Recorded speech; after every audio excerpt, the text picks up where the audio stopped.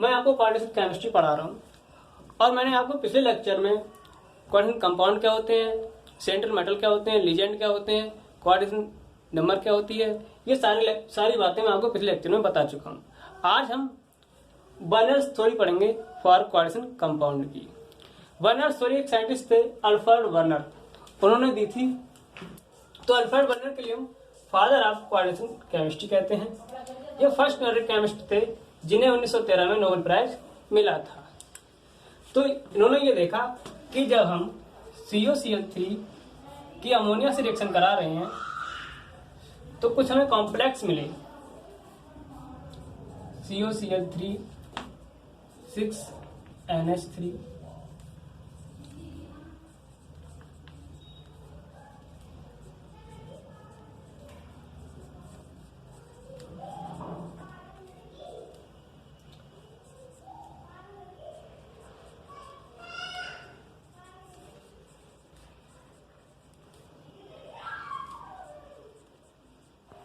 तो उन्होंने देखा कि हमें COCl3 अमोनिया के साथ ये 4 कॉम्प्लेक्स मिले। जब उन्होंने इसकी AgNO3 से रिएक्शन कराई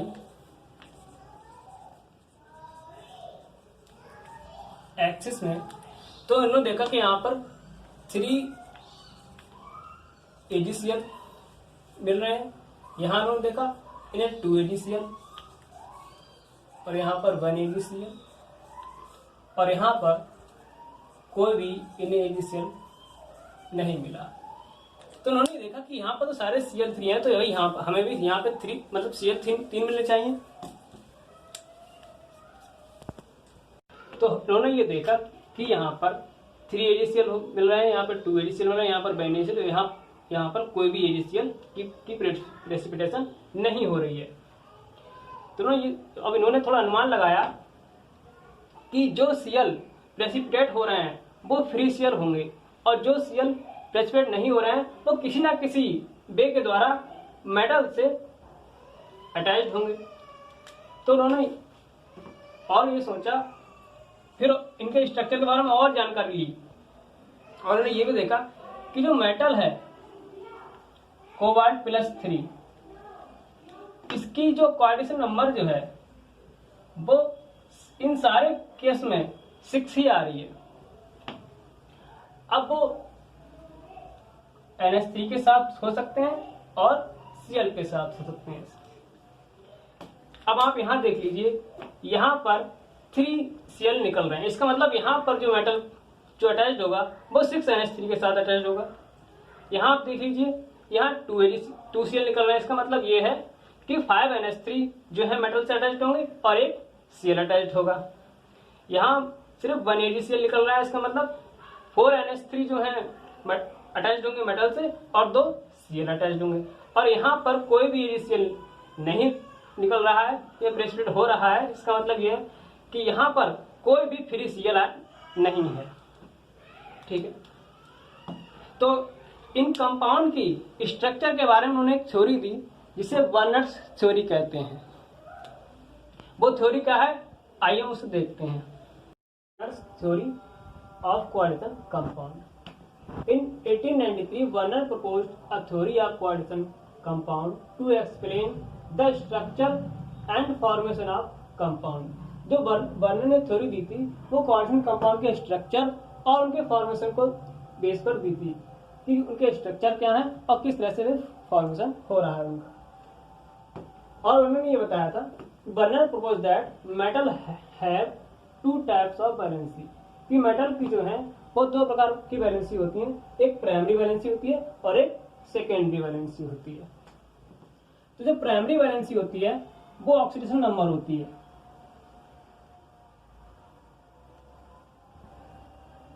ऑक्सीडेशन नंबर होती है ऑफ मेटल की, और जो सेकेंडरी वैलेंसी होती है वो कोऑर्डिनेशन नंबर होती है।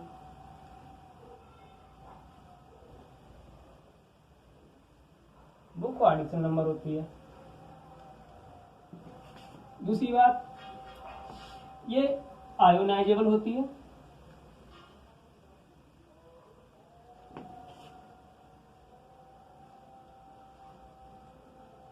ये नॉन आयोनाइजेबल होती है।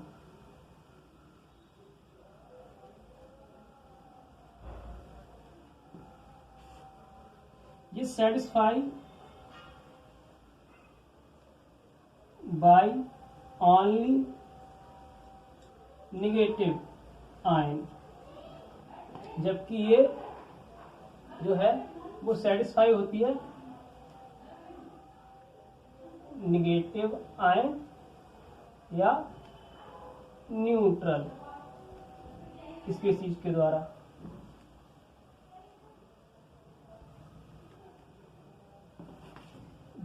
एक इसमें और पॉइंट है, ये नॉन डायरेक्शनल होती है।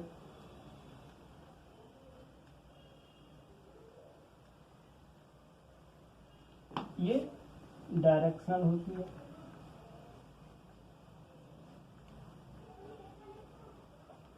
कहने का मतलब यह है कि ये it not give no idea of geometry, no idea geometry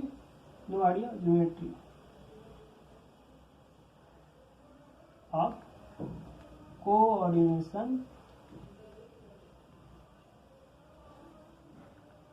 compound, जबकि ये give geometry of coordination compound.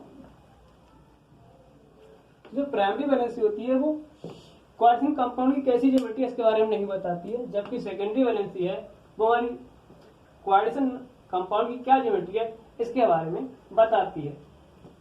जैसे आप एग्जाम्पल ले लीजिए, अगर वही क्वाड्रेटिक हमारी 6 है तो उसका स्ट्रक्चर ऑक्टाहेड्रल हो सकता है,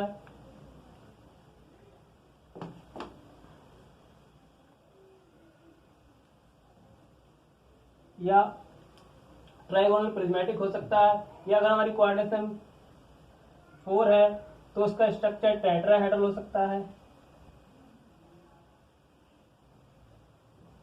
या स्क्वायर प्लेनर हो सकता है। तो इसके बारे में ये बता, ठीक है। आइए थोड़ा पढ़ते हैं। एक चीज बताने को रहेगा कि जो प्राइमरी वैलेंसी जो होती है उसे हम डॉटेड लाइन के द्वारा शो करते हैं,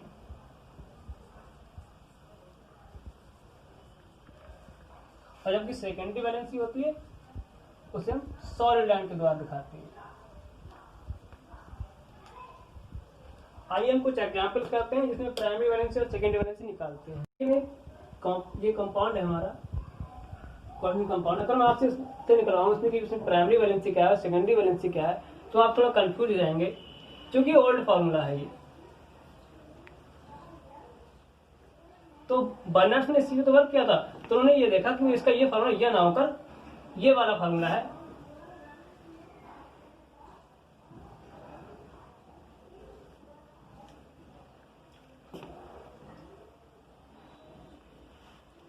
ये इसका फॉर्मूला है, न्यू फॉर्मूला, ये है न्यू।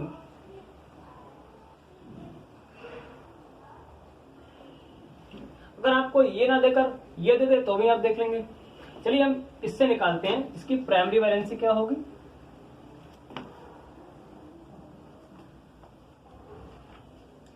तो मैंने बताया था कि प्राइमरी वैलेंसी जो होती है वो ऑक्सीडेशन नंबर होती है। क्या होती है? ऑक्सीडेशन नंबर होती है। तो आप यहाँ देखेंगे यहाँ पे ऑक्सीडेशन नंबर आपको कितनी निकालेंगे आप। तो कंपाउंड इस तरह से है, इसे हम डिस्ट्रीब्यूट करेंगे तो इस तरह से हो जाएगा ये कोबाल्ट, सॉरी एक मिनट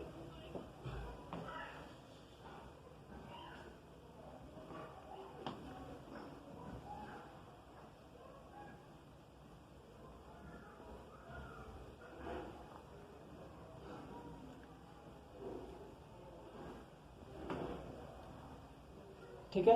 तो आप ये देख रहे हैं कि जो कंपाउंड है इसका आयनाइज करेंगे तो इस तरह से आयनाइज होगा, ठीक है। तो आप इसमें मेटल क्या है आपकी कोबाल्ट है, तो इसकी अगर ऑक्सीजन स्टेट निकालेंगे जिसकी निकालते हैं उसे एक्स बोलते हैं, और आप NH3 की तो वही कोई चार्ज नहीं होता है तो इसकी एग्जाम 0 होगी।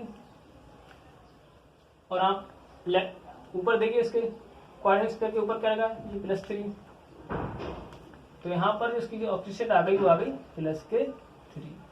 तो जो इसकी प्राइमरी वैलेंसी जो है वो हो गई हमारी +3। अब हम अगर सेकेंडरी वैलेंसी निकलवाएंगे,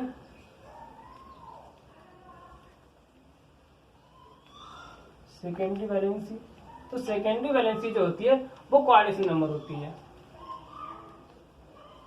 कोऑर्डिनेशन नंबर, तो कोऑर्डिनेशन नंबर यहाँ पे क्या है, आप देख रहे हैं 6 है इसकी, तो सेकेंडरी वैलेंसी क्या हो गई यहाँ पे, इसकी हो गई 6।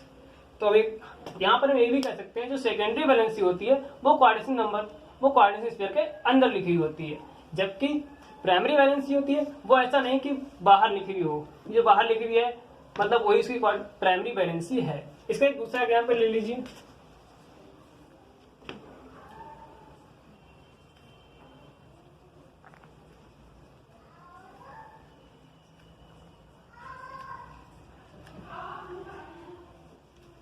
अगर मैं आपसे इसमें निकलवाऊं कि भाई इसमें प्राइमरी वैलेंसी क्या होगी,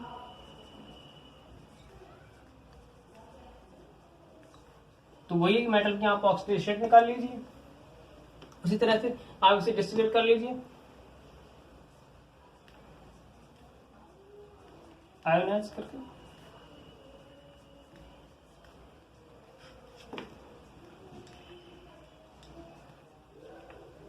भाई हम जिसकी निकालते हैं ऑक्सीडेज स्टेट उसको X मान लेते हैं। भाई अमोनिया पर तो कोई चार्ज होता नहीं इसलिए इसकी 0 मान लेंगे। Cl 1 है और इस पे 1 नेगेटिव चार्ज होता है। आप ये देखिए +2 से लेफ्ट साइड में लिख लीजिए, तो आप यहाँ से निकालेंगे +2 और ये -1 उधर जाकर +1 हो जाएगा, तो भाई यहाँ पर आप देखें कि इसकी +3 आ रही है। तो यहाँ पर भी ऑक्सीडेशन प्राइमरी वैलेंसी जो क्या होगी वो होगी +3। ठीक है, इसकी सेकेंडरी वैलेंसी देख लीजिए आप,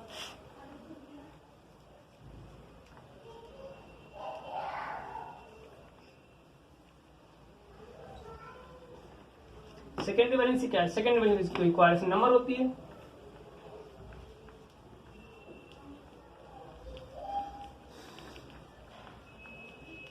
तो कोऑर्डिनेशन नंबर कितनी है यहाँ पर देखिए 5NH3 है और 1 Cl है, तो इसकी सेकेंडरी वैलेंसी होगी क्या होगी 6 हो गई। तो बस यहाँ पर भी क्लियर हो गया कि जो सेकेंडरी वैलेंसी है वो कोऑर्डिनेट स्फीयर के अंदर लिखी जाती है। ठीक है, और जो बाहर जो लिखा हुआ है वो जरूरी नहीं है कि भाई प्राइमरी वैलेंसी हो, पर यह आवश्यक है कि जो कोऑर्डिनेट स्फीयर के जो अंदर लिखी हुई है वो सेकेंडरी वैलेंसी होती है। के बारे में बात करते हैं CuCl3 × 6NH3 की। ये इसका ओल्ड फॉर्मूला है। इसका जो न्यू फॉर्मूला है जो वर्नर ने बताया है वो था CuNH3 बाहर Cl3। तो इसके अकॉर्डिंग क्या है मैंने आपको बताया, तो ये 6 जो दिख रहा है 6 है कोऑर्डिनेशन नंबर। तो और कोऑर्डिनेशन नंबर को हम कैसे दिखाते हैं, कोऑर्डिनेशन नंबर होती है सेकेंडरी वैलेंसी होती है। तो स्ट्रक्चर में हम सेकेंडरी वैलेंसी को सॉलिड लाइन के द्वारा दिखाते हैं, जैसा कि मैंने आप देख रहे हैं मैंने दिखा रखा है। और जो प्राइमरी वैलेंसी होती है उसे डॉटेड लाइन के द्वारा दिखाते हैं। ठीक है, और प्राइमरी वैलेंसी सेटिस्फाई किसके द्वारा होती है, वो नेगेटिव स्पीसीज को। तो यहाँ नेगेटिव स्पीसीज कौन है, Cl- है। ठीक है, ऐसे ही आप दूसरे उस पर आ जाइए स्ट्रक्चर पर CuCl3 × 5NH3। इसमें क्या है कि भाई इसका ये तो ओल्ड फार्मूला है, इसका न्यू फार्मूला है वो ये है कोबाल्ट NH3 ClCl2। तो सेकेंडरी वैलेंसी अगर आपकी बात की जाए, सेकेंडरी वैलेंसी यहाँ पर है 6, यानी 5NH3 है और 1 Cl है। तो जो न्यूट्रल मॉलिक्यूल होते हैं वो तो सेकेंडरी वैलेंस शो करते ही करते हैं। जैसे आप देखिए न्यूट्रल NH3 है, तो आप देख रहे हैं कि सेकेंडरी वैलेंसी में दिखा रखा है सॉलिड लाइन के द्वारा वो शो कर रहा है। यहाँ पर एक नेगेटिव स्पीसीज है वो है Cl। अब यहाँ पर Cl 3 Cl है, लेकिन जो Cl कोऑर्डिनेशन, जो Cl सेकेंडरी वैलेंसी को शो करेगा वो आप देख रहे हैं वो एक ही Cl है।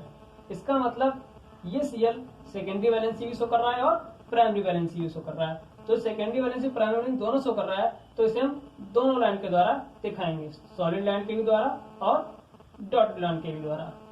बाकी जो बचे दो ये Cl फ्री वाले, तो इसे हम डैश लाइन के द्वारा दिखाएंगे।